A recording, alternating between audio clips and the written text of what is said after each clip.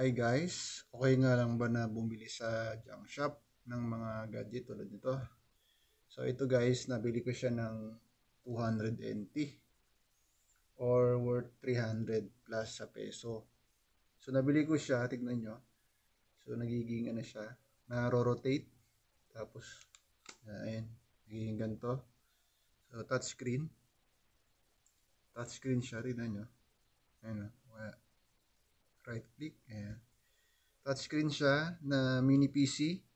Ang specs niya guys is Core i7. Core i7 11 generation. So 16 gig ang RAM niya, 3700 megahertz yung bilis. So Core i7 11 generation worth 300 lang sa peso or 300 plus sa peso. So nabili ko siya sa junk shop. So pag bibili tayo sa junk shop, minsan okay, minsan sira. So hindi natin expect na makakabili ako ng ganito kamahal. So mahal pa siya ngayon, around 50,000 sa peso ang brand new nito. So ang model nito is GPD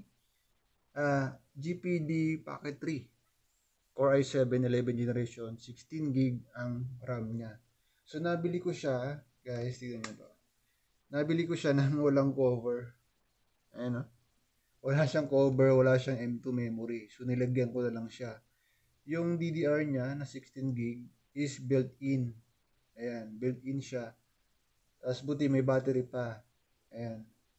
So goods na to sa 200 NT or 300 plus sa peso.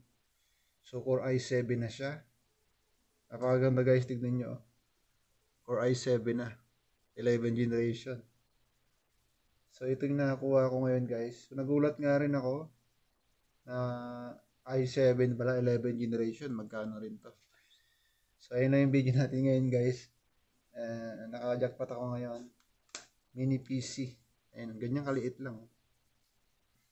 Liit lang.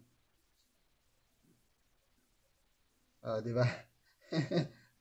GPD na brand. So made in China yata to. China na. Pero goods na rin to. Meron na akong Core i7 11 generation. So yun lang guys. Ang video natin ngayon.